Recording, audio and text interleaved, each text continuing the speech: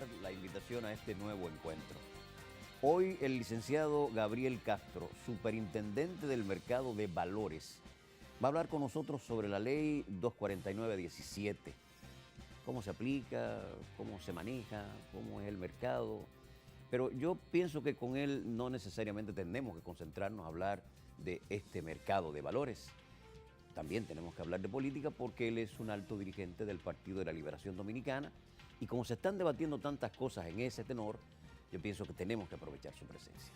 A ustedes gracias por estar con nosotros, no se pierdan este programa porque de seguro va a estar muy bueno.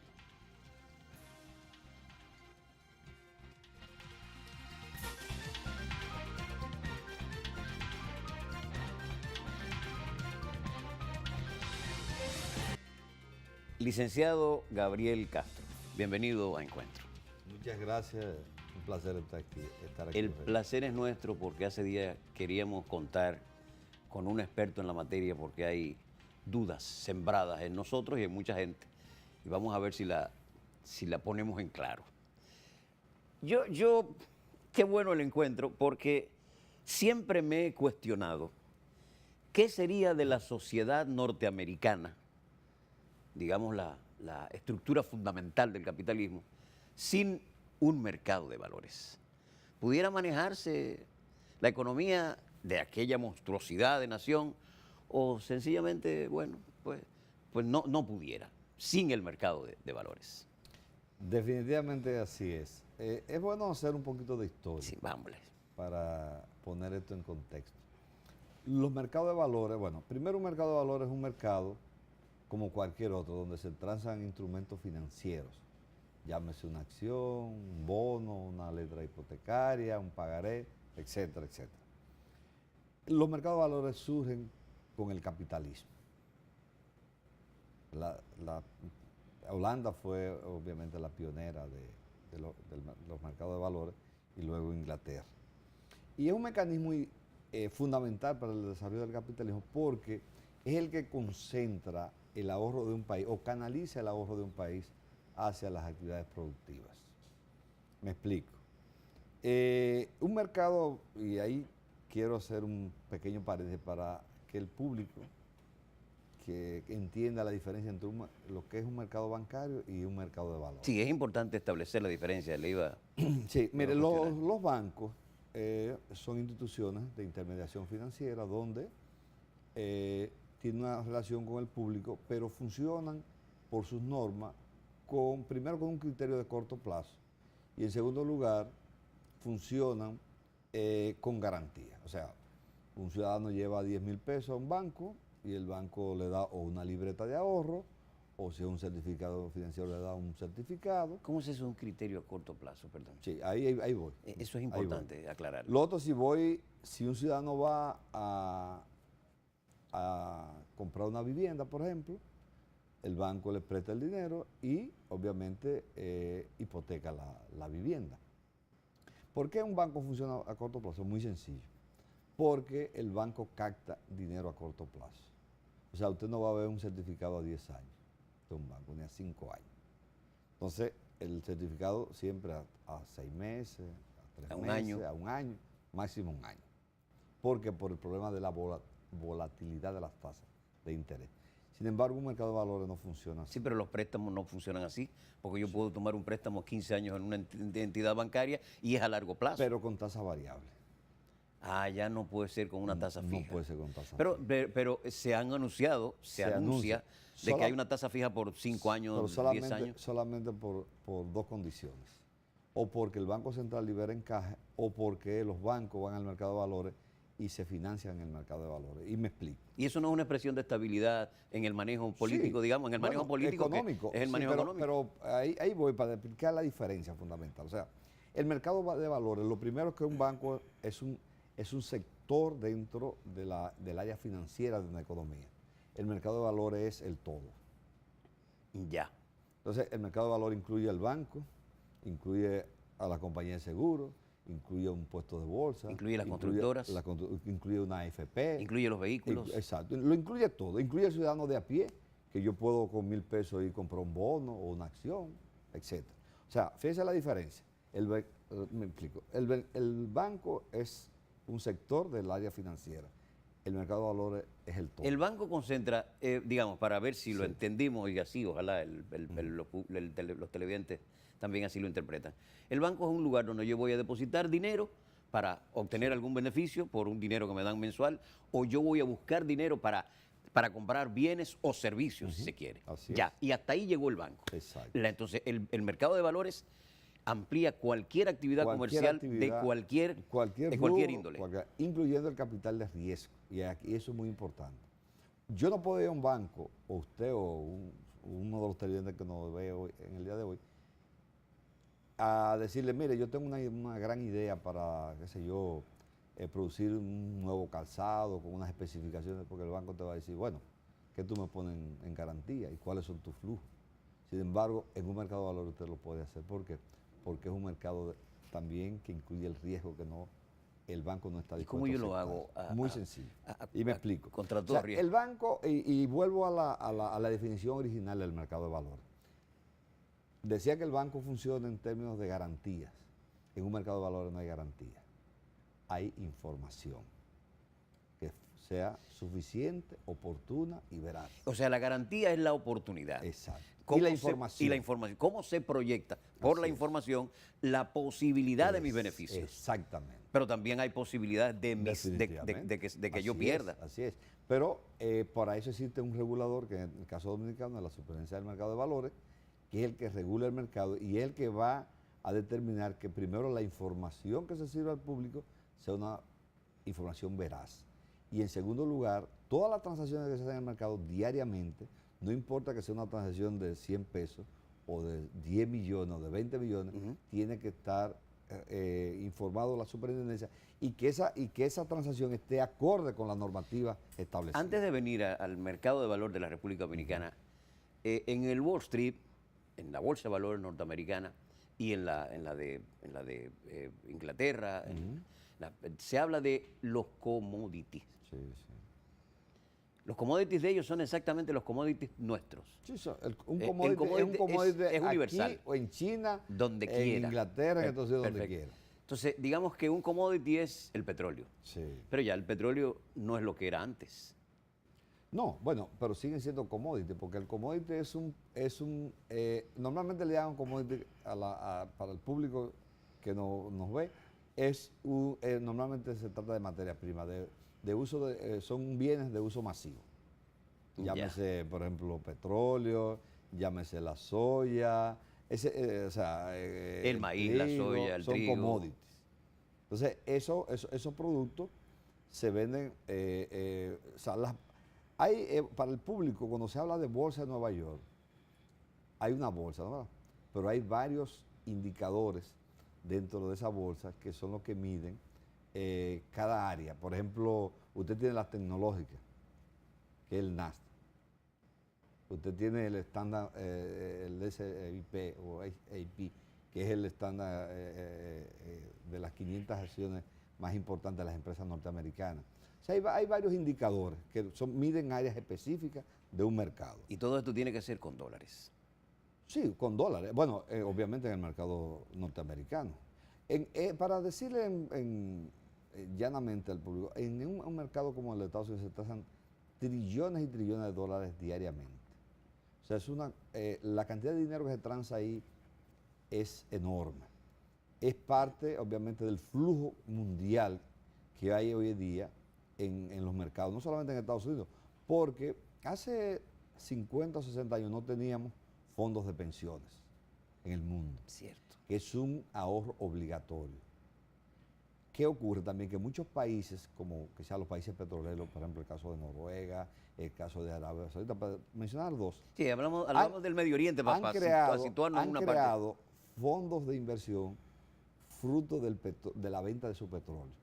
Y esa cantidad de dinero en el mundo anda buscando oportunidades de negocio y se canalizan a través de los mercados de valores. Y esas oportunidades de negocio para cualquier otra área se canalizan a través de las bolsas de valores. Entonces, por ejemplo, cuando la República Dominicana va a colocar un bono, qué sé yo, va a colocar 1.000 millones de dólares, eso normalmente lo compran fondos de inversión de esa naturaleza. Entonces la pregunta está contestada. Sí. Estados Unidos no pudiera mantener esa hegemonía económica sin sí, la bolsa de exacto. valores. Pero por ejemplo el caso de la tecnológica, si no hubiese habido un mercado de valores y un mercado de riesgo, no existieran esas empresas, porque los bancos no le iban a financiar.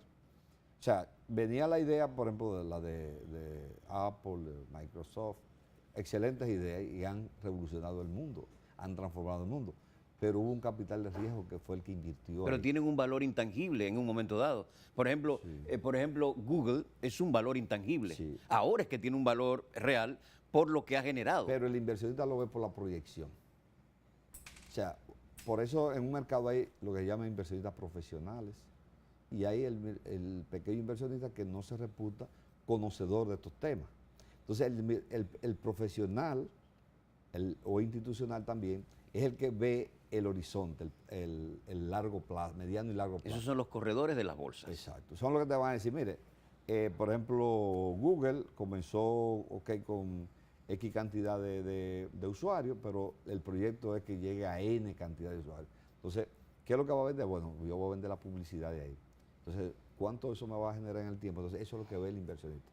Ahora bien, ¿cómo al final, no solamente que invierte como capital de riesgo, sino también cómo se valoran, que es un aspecto importantísimo? Sí, eso es importante. O sea, ¿cómo yo sé que hoy día Google o Amazon son las empresas más valoradas en el mundo? Porque el mercado es el que te va a decir lo que cuesta la empresa. No es que ellos dicen, bueno, si yo tengo 10 millones de acciones, yo no le voy a poner 8 millones de esas acciones. Yo pongo normalmente el 5 y hasta el 10% de esas acciones en el mercado. Pero básicamente no para financiarme, sino para valorar la empresa. Por eso yo hablaba de un valor intangible. Exactamente. Entonces, cuando va al mercado, el inversionista que va a decir, bueno, yo salgo con la subasta, digo, la acción cuesta $100. Si me dan 105, la acción cuesta 105. Si me dan 95, cuesta 95. Por ejemplo, en función de eso, sí, es que se valoran las empresas. Por ejemplo, en el caso de los vehículos eléctricos, que ya son una realidad y que todavía los fabricantes le tienen temor, pero ya hay una exigencia de las naciones de que, bueno, hay que bajar los niveles de contaminación y la única alternativa que tenemos es con los vehículos eléctricos. Entonces, ¿se convertirá, por ejemplo, el litio, con lo que se fabrican las baterías, en un commodity en un momento dado? Definitivamente, es un mineral. Tendría que ser. Es un mineral. Y el cobre es un commodity. Sí. El litio es un commodity. Sí. Entonces, en el caso del mercado eléctrico, ¿qué es lo que un inversionista va a ver? Que el mundo va justamente hacia sustituir los vehículos de combustibles fósiles por vehículos eléctricos. Entonces, los inversionistas invierten en esas empresas que están desarrollando eso. Todas las empresas grandes, Toyota, la automotriz Toyota, General Motors, Mercedes-Benz, Audi, todos están invirtiendo en esa. Incluso los fabricantes tecnología. de vehículos de carga, los de vehículos pesados, ya están cambiando. Por ejemplo, Tesla. En Tesla. Con sus debilidades, pero por ejemplo, Bueno. la gente del Nissan tienen una cantidad enorme de camiones que abrieron una flotilla, por ejemplo, de prueba en Japón para decir No en un lugar. solamente eso, los autos autónomos. Yo veía. Todavía ese es un tema un poco pero, complicado. Yo veía los otros días un informe de un especialista que decía que este momento se parece al New York de los principios del siglo pasado. Sí. Cuando tú sabes que se movía la gente en caballo con los coches. Sí. Y entonces cuando se introduce el vehículo de combustión interna, los primeros, entonces la gente decía que eso era un peligro porque había muchos accidentes con esto, porque no habían las calles señalizadas. Entonces la gente decía que era un peligro. Eran para carretas. Entonces, fíjese cómo fue, todo evolucionó hacia el vehículo. Sí. O sea, las carreteras, las calles. Hoy día va a pasar lo mismo con la tecnología para el vehículo autónomo y el vehículo eléctrico. Eso será una realidad y los tratadistas ahí. Eso del vehículo autónomo hay que preparar la carretera. Bueno, pero hay que entender pero está la tecnología. Hay que entender que digamos el 50% del parque vehicular ya es autónomo para que no haya un choque entre los que andan manejando por analfabetos funcionales. Se habla también de los taxis voladores. O sea que, sí, pero ese estamos muy cerca porque en el mercado de los drones, sí. no nos olvidemos que el dron comienza con una prueba como una prueba, ¿cómo se llama? En un campo de batalla. Sí. Es una prueba de guerra, ¿no? Sí. Pero de todo esto, que es un tema tan fascinante y Sí, apasionante, sí. hay un tema humano importante. Según la proyección del Banco Mundial, en el 2030 la humanidad habrá perdido alrededor de 800 millones de empleos. Ahora, es un reto importante. Por la misma tecnología. Por la tecnología, el desplazamiento de mano de obra por el efecto de la tecnología. Licenciado, tenemos que seguir hablando, ¿eh? Hay que cumplir con unos compromisos. Yo no quiero que se nos escape el tema del mercado de valores de República Dominicana, pero tampoco quiero que se nos escape el tema político. Ustedes continúen con nosotros.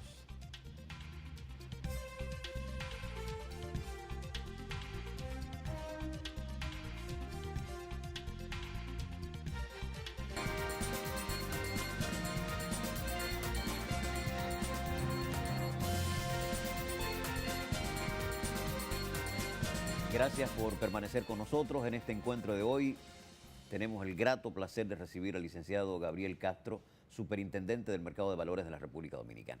Si seguimos hablando de tecnología, se nos va a ir el programa en esto porque es apasionante. Pero tenemos que ver qué hay con el mercado de valores en República Dominicana, cómo se está manejando, si se está creando la confianza suficiente en los inversionistas para que entiendan que ahí tienen una fuente para manejar sus capitales. ¿Sí o todavía hay su reserva? Hay que decir que sí. Sí. Mire, aunque es un mercado reciente, diríamos, un mercado joven, en la ley anterior, usted mencionaba la ley 24917, Sí. que es la ley que se aprobó en el año 17, sustituye a la ley 1900 que fue promulgada en el año 2000.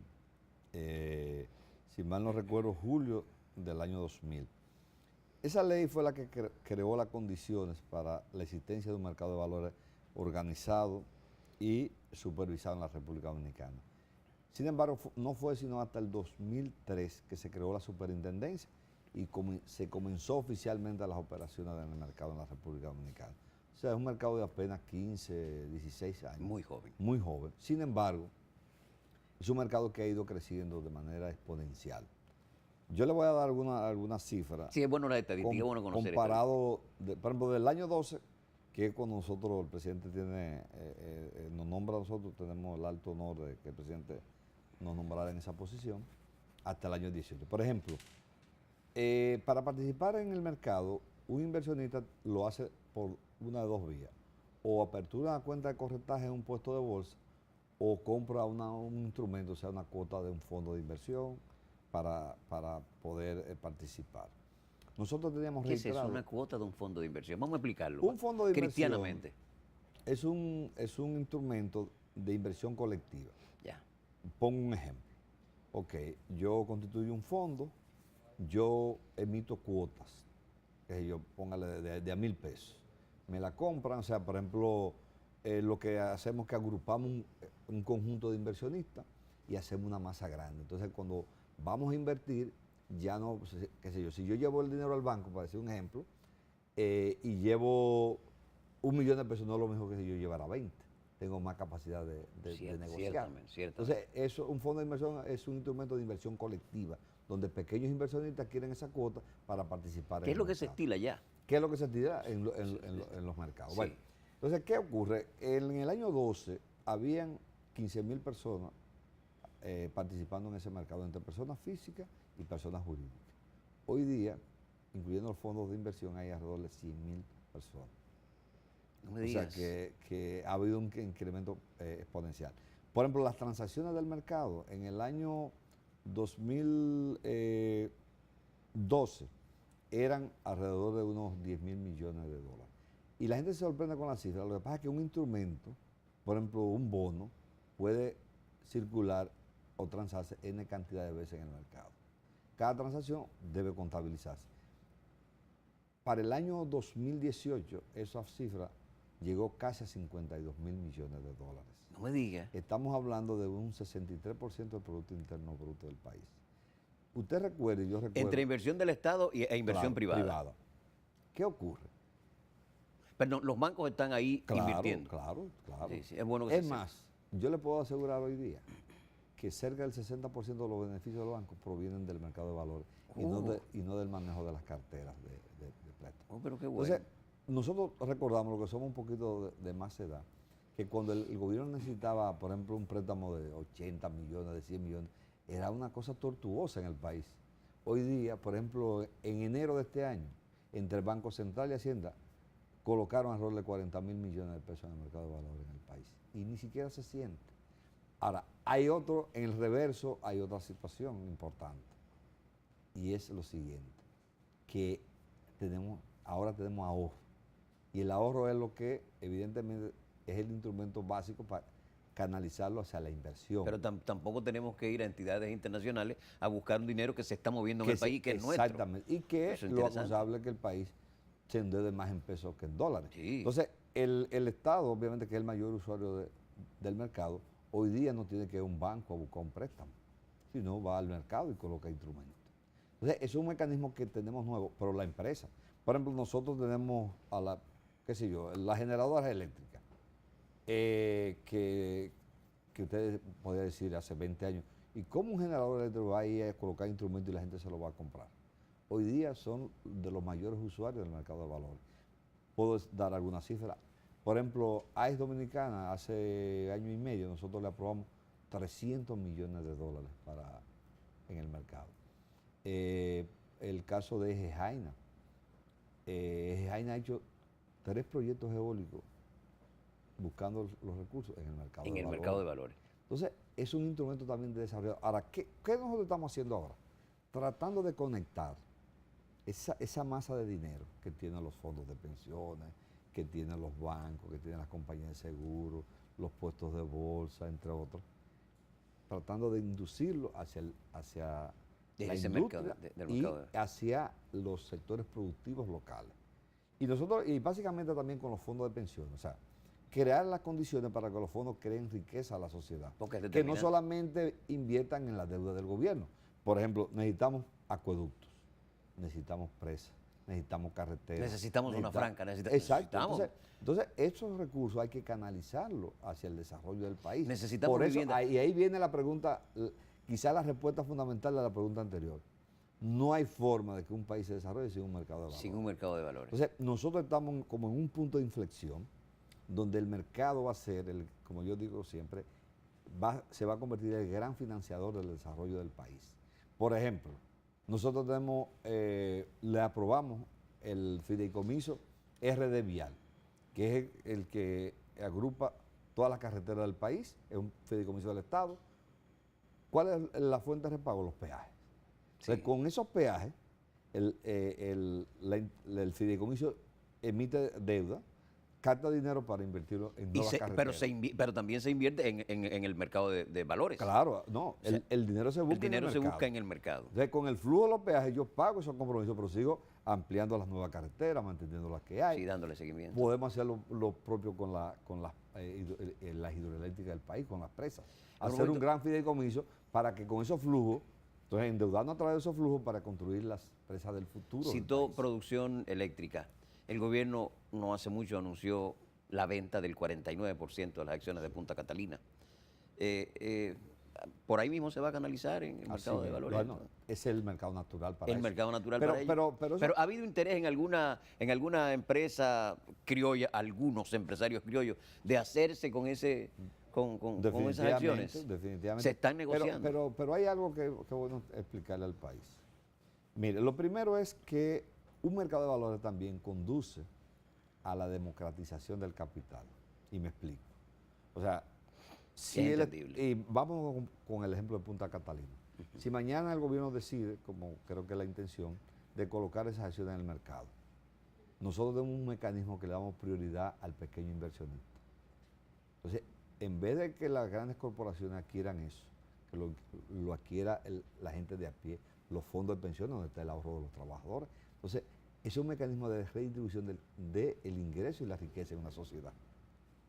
Entonces, eso es lo que queremos con Punta Catalina. Y eso creo que es lo más factible. Y no solamente con Punta y es saludable también. Y saludable para el país.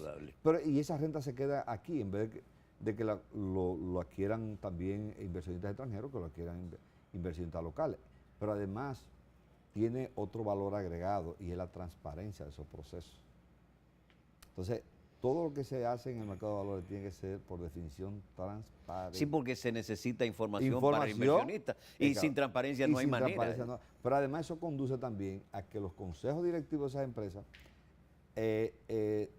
fruto de las normas de gobierno corporativo, estén no solamente representantes de los tenedores de esas acciones, de los nuevos tenedores, sino también gente independiente que esté fiscalizando y que esté tomando decisiones. Entonces, es un ganar-ganar. Gana la sociedad, gana el gobierno y sobre todo también tener un elemento esencial, Eugenio, que nosotros lo hemos dicho siempre, y es que ahí es que se va a definir si verdaderamente, como la oposición y muchos sectores del país han dicho que eso está sobrevaluado, el día que una acción salga al mercado vamos a ver cuánto cuesta Punta Catalina. Sin duda alguna. Entonces ahí se va a desmontar. Por eso quise poner el tema de Punta Catalina, porque como hablamos de transparencia y de información, toda esa información tiene que fluir para el inversionista de natural, sea criollo o extranjero. Y de hecho, el gobierno tomó la decisión acertada a través del Ministerio de Hacienda de contratar a uno de los principales bancos de inversiones de Estados Unidos, con un expertise muy amplio, para que haga el prospecto y la valorización de esas acciones. O sea, que ni siquiera va a ser un agente local, sino que va a ser internacional, un árbitro internacional. Y entonces ese que va a decir, y el día que se salga al mercado, sabremos entonces cuál es la realidad. Yo tengo en mis notas, porque tenemos que hablar de política, y el tiempo fluye, que en las dos últimas campañas del PLD, sobre todo en la que ha salido ganancioso el presidente Medina, usted ha sido un enlace para 4 provincias de la línea noroeste, Montecristi, Dajabón, Santiago Rodríguez y Mao. Yo me pregunto, yo a título particular, y sé que con esta información otros se estarán preguntando, ¿significa que usted es de la gente que entiende que a Danilo le corresponden 4 años más? ¿Está pensando en la posibilidad de que se modifique la Constitución o se busque algún mecanismo para que Danilo pueda terciar en el próximo torneo electoral? Mire, es un tema un tanto complejo, pero yo lo veo de la siguiente manera, y hablo siempre, como digo, a título personal y porque lo siento de esa manera. Lo primero es que hay que ver el entorno internacional. O sea, usted tiene un mundo hoy día con amenaza de una guerra comercial, probable incremento de las tasas de interés a nivel internacional, aumento del precio del petróleo. O sea, son variables exógenas, pero que impactan directamente en el país. Fundamentalmente. Entonces, ¿cuál es la base de la que ha permitido diríamos, el crecimiento y el desarrollo del país, la estabilidad económica, el buen clima de negocio en el país? Entonces, si usted tiene un presidente que tiene una economía creciendo en sus 6 años a un promedio de un 6.5%, usted tiene una economía generando muchos empleos, usted tiene una economía recibiendo mucha inversión extranjera, usted tiene una economía potenciando sectores como el turismo, sectores como la agropecuaria, y entre paréntesis puedo decir, cada año teníamos un problema, por ejemplo, con el arroz de precio. Usted recuerda que no se pagaba, la pignoración del arroz. Es un tema que salió de la opinión pública. Usted tiene un gobierno invirtiendo como nunca en educación. Usted tiene un gobierno invirtiendo en la salud pública. Usted tiene un gobierno invirtiendo en seguridad, aunque evidentemente hay niveles todavía preocupantes en ese sentido. Usted tiene un gobierno generando un clima favorable para toda la inversión y en términos políticos. Entonces, ¿por quién usted va a sustituir esto? O sea, es como jugar a la lotería. Entonces, si yo tengo una certidumbre y yo tengo un presidente que aún en los peores momentos, sus niveles de popularidad nunca han bajado de un 60%. Entonces, el partido ahí, primero yo comienzo con el partido, tendrá que tomar una decisión, no ni siquiera el presidente de la República, debe ser el partido como tal. Decir, bueno, si yo gano seguro con un presidente que la sociedad valora positivamente, un presidente que no habrá que salirlo a vender, porque ya su obra está ahí. un presidente que ha invertido como nunca en la deuda social acumulada que ha tenido el país históricamente. Entonces, el partido tiene que tomar esa decisión. Entonces, ¿cuál es la vocación de un partido político? Es el poder, porque del poder es que usted puede encaminar las grandes transformaciones de una sociedad. Entonces, ese es un tema. Lo otro es que cuando el partido lo decida, al final del día, una constitución es un pacto social. Lo que hay que buscar los demás actores de la sociedad. Claro, habrá gente que definitivamente se va a oponer a esto. Pero al final del día, ese pacto social no solamente debe incluir el tema de la reelección, habrán otros temas también. Pero que no, pueden no pudiera encaminar. haber un relevo en la presidencia de la República con la misma hoja de acción, el mismo plan de acción que le ha dado tanto éxito al presidente Medina, Sí. y que a lo mejor esa alternabilidad, pues cambiando la cara, a lo mejor las cosas Mire, pudieran... yo estoy totalmente de acuerdo con usted. Y de hecho, yo fui uno de un conjunto de miembros del Comité Central que hace 2 o 3 años teníamos como un movimiento para empujar esos cambios. Sin embargo, yo creo que se ha hecho un poco tarde para eso. Y se lo analizo de la siguiente manera. Y yo estoy seguro que el presidente de la República es partícipe de eso. Sin embargo, si la otra parte del partido insiste en mantener esa candidatura, ese esquema es inviable en este momento. Porque lo ideal... Cuando usted habla de la otra parte del partido, se refiere al grupo de Leonel Exactamente. Fernández. O sea, lo ideal que los dos, que ya uno fue presidente 3 veces y uno ha sido 2, se pongan de acuerdo para darle paso a una nueva generación. Se convirtieran en árbitros. En árbitros. Ahora, yo estoy seguro que hay una de las partes que no acepta eso. Entonces, bajo esas circunstancias, es difícil entonces que se dé Es ese un escenario. elemento de presión. Así es. Entonces, bajo esas circunstancias va a ser difícil, porque si usted lleva, por ejemplo, si el presidente Fernández es candidato y el danilismo se atomiza, evidentemente el candidato va a ser el presidente Fernández. Sin duda alguna. Entonces, la única manera, entiendo yo, de que siga el modelo actual es con el presidente, excepto que hay un gran acuerdo y yo lo apoyaría en términos personales.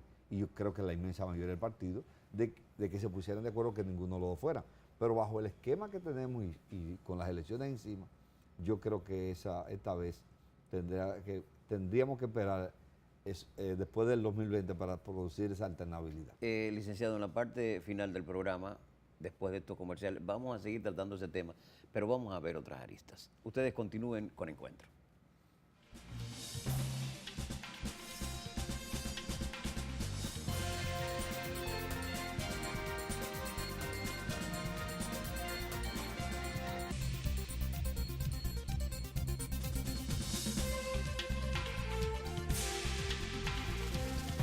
Gracias al licenciado Gabriel Castro, superintendente del Mercado de Valores, que nos acompaña en este encuentro.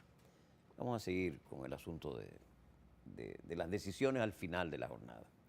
Yo le planteaba que, bueno, que hay caras nuevas con grandes planes, presentados incluso al país y con actividad en toda la geografía nacional, captando votos, que también tienen todo el derecho. Pudiera ser que la otra parte, de la que usted hablaba, la otra parte, el sector de Leonel Fernández, bueno, pues entienda que no hay manera de arbitrar, que él tiene que ser. Y si Danilo Medina entiende que hay uno de esos compañeros que reúne todas las condiciones para darle continuidad a su trabajo y luchar por la nominación, ¿por qué no pudiera ser? Pudiera ser, pero ahí, si hay 4 o 5 aspirantes del sector del presidente, entonces habría que ver cuál sería el mecanismo idóneo para elegir a uno de esos 4 o 5, para entonces que encabezara diríamos el danilismo frente al presidente Fernández. Eso es más complejo, porque ¿cuál método se utilizaría? Bueno, las encuestas, por ejemplo. Medir los niveles de popularidad de cada uno de los candidatos y ver cuál es el plan de gobierno y entonces decidir, bueno, este se parece más al que Danilo ha implementado y que le ha dado tanto éxito. Sí. Ahí la variable, Eugenio, tiempo, es el gran enemigo de la alternabilidad en este momento. Perdón, he dicho siempre que ya se le fue el tiempo a los partidos políticos para digamos, crear la idea entre la gente de que fulano de tal va a ser el candidato. Yo entiendo que a esta altura del juego ya deberíamos entender quién va a ser el candidato a síndico, quiénes van a ser los candidatos a senadores, quiénes los Mire, diputados. nosotros estamos justamente a mediados del mes de febrero, pero ya el día 6 de junio tienen que inscribirse los precandidatos. Hay que inscribirlo. Entonces, y ya el tiempo es muy corto. Por eso yo digo, no es fácil hacer un candidato. No es fácil. ¿Qué usted cree que va a decir Danilo en marzo? No sé si hablará en marzo. Ahora, yo pienso que... Pero tiene que definirlo ya, ¿eh? Claro, el presidente tendrá, obviamente, tiene sobre sus hombros una altísima responsabilidad. Primero con el país y luego con el partido. Entonces, él tendrá que decidir qué es lo que él entiende lo mejor tanto para el país como para el partido. Y lo que él decida, definitivamente nosotros que somos sus seguidores, lo apoyaremos. Ahora, yo, desde mi punto de vista, la primera opción debiera ser la continuidad del presidente, pero que lo decida obviamente el partido. No ni siquiera una decisión de él en términos personales, sino el partido que lo evalúe, las altas instancias del partido, y que se tome una decisión. Reitero, la perspectiva de un partido debe ser, obviamente, como el PLD, la continuidad en la administración de la cosa pública. Cualquier decisión que no sea la correcta pudiera dar al traste con eso. Entonces, todas las encuestas, por lo menos las que uno se publican, las que uno ve que no se publican, dicen que el mejor candidato del PLD sigue siendo el presidente. Sin embargo, el leonelismo plantea de que solo con Leonel se puede ganar. Y plantean el desgaste natural de un gobierno, que sé yo cuánto, que es ligado con los gobiernos del PLD y los dos gobiernos. Hay una tesis, una teoría que ellos desarrollan. Y dicen que entonces que la única opción que tiene el PLD bueno, pero reitero, o sea, la única forma de usted tener un parámetro claro es con la medición en las encuestas. Licenciado, se nos quedó el tema de Venezuela. Sí. Se nos quedó el tema de Venezuela, yo quería tratarlo con usted, sí. Pero aquí el tiempo es implacable. Gracias a ustedes por haber permanecido con nosotros durante una hora en este encuentro. La próxima semana nos reunimos en este mismo canal.